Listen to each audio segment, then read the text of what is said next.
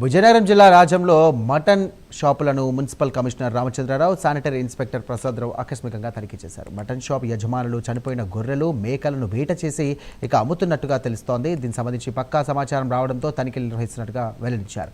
చనిపోయిన వేటలు వేసి అమ్మిన పాలిథిన్ కవర్లలో మాంసం పెట్టి కస్టమర్లకు ఇచ్చినా కఠిన చర్యలు తీసుకుంటామని చెప్పేసి హెచ్చరించారు. అలాగే కస్టమర్లకు మాంసం కోసం వచ్చేటప్పుడు ఇంటి వద్ద నుండే స్టీల్ బాక్సులు తెచ్చుకునే అలవాటును చేయాలని సూచించారు. రోడ్లపై వేటలను వేయవద్దని, నాణ్యమైనటువంటి మాంసాన్ని ప్రజలకు అందజేయాలని చెప్పారు. ఇక మాంసం దుకాణం యజమానులకు వారం రోజుల సమయం ఇస్తున్నామని, ఈలోగా కమిషనర్ చెప్పినవన్నీ కూడా తూచా తప్పకుండా పాటించాలని, లేని ఎడల వారిపై తగు చర్యలు తీసుకుంటామని హెచ్చరించారు. షాపుల ముందు బ్లీచింగ్ పౌడర్ జల్లుకొని ఇక పరిశుభ్రమైనటువంటి వాతావరణంలో వ్యాపారం సాగించాలని వ్యాపారులకు ఈ సందర్భంగా అధికారులు సూచించారు.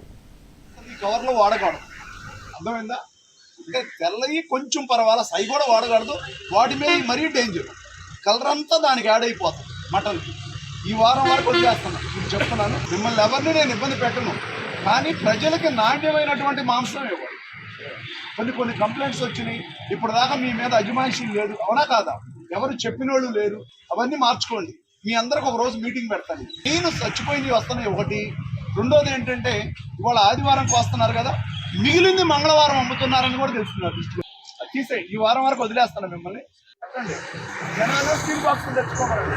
పర్యావరణానికి సంబంధించిన చాలా మంది ఉన్నారు, స్టీల్ బాక్సులు తెచ్చుకుంటారు. ఈ వారం వరకు మిమ్మల్ని వదిలేస్తాను. నెక్స్ట్ వీక్ నుంచి మార్చుకోండి.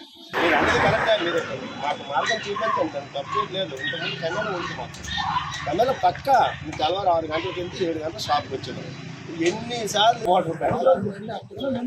అది పంచాయతీ టైంలో కట్టిన వసతి అదే ఉంటుంది.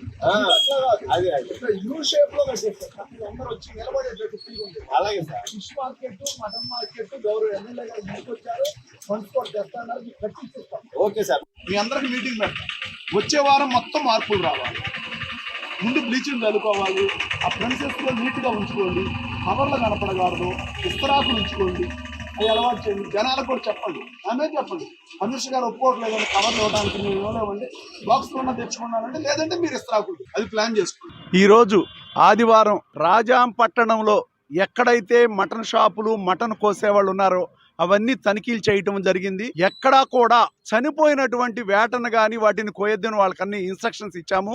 అదేవిధంగా వీళ్ళందరికీ కూడా త్వరలో గౌరవ శాసనసభ్యుల వారు మటను అంటే కబేళ మటన్లు ఎక్కడైతే కోస్తారో కబేళ కట్టించడానికి ప్లాన్ చేస్తున్నారు. ప్రతిపాదనలు కూడా తయారు చేయమని గౌరవ శాసనసభ్యులు వారు తెలియచేశారు. ఈ రోడ్ల మీద కోయకుండా ఇక కబేళాలోకే పంపిస్తాము. ఇప్పటి వరకు ఉన్నటువంటి కబేళ దాదాపు 50 సంవత్సరాలు పంచాయతీ నాటి కబేళ. దానిలో సరైనటువంటి వసతులు లేవు, సరైనటువంటి నామ్స్ లేవు. అందువల్ల కొత్త కబేళ కట్టించడానికి ప్రపోజల్స్ తయారు చేస్తున్నాము. అప్పటి వరకు కూడా ఈ మటన్ అమ్మే వ్యాపారులందరూ కూడా మంచి నాణ్యమైనటువంటి మటన్ ప్రజలకు అందించాలని ఈ రోజు తనిఖీల్లో వాళ్ళందరికీ తెలియజేయడం జరిగింది. వీళ్ళందరికీ కూడా అతి త్వరలో మీటింగ్ పెట్టి మళ్ళొక్కసారి అవగాహన కల్పిస్తాము. అదేవిధంగా పర్యావరణానికి ఇబ్బంది కలిగిస్తున్నటువంటి ప్లాస్టిక్ కవర్లు, నల్లటి కవర్లోనే మాంసం ఇస్తున్నారు, అవి కూడా తెలియజేస్తాం. వచ్చే వారం నుంచి అందరూ కూడా ఇస్త్రాకులు తెచ్చుకోమన్నాం. అదే చెరువుల్లో కలువ పూలు ఉండే ఆకులు ఉంటాయి, కలువ ఆకులు, ఆకులైనా పెట్టమని చెప్తున్నాము. అదేవిధంగా రాజాం పురపాలక సంఘ పరిధిలో స్వచ్ఛంద సంస్థలు చాలామంది ఉన్నారు. వాళ్ళకి తెలియచేస్తే వచ్చేటప్పుడు స్టీల్ బాక్సులు తెచ్చుకుంటారు. ఆ బాధ్యత అంతా ఈ మటన్ అమ్మేవాళ్ళు చూడాలి. ఆకుల్లో పెట్టడం, స్టీల్ బాక్సుల్లో పెట్టడం చేయమని చెప్పాము. అందువల్ల నెక్స్ట్ వీక్ నుంచి వీళ్ళ మీద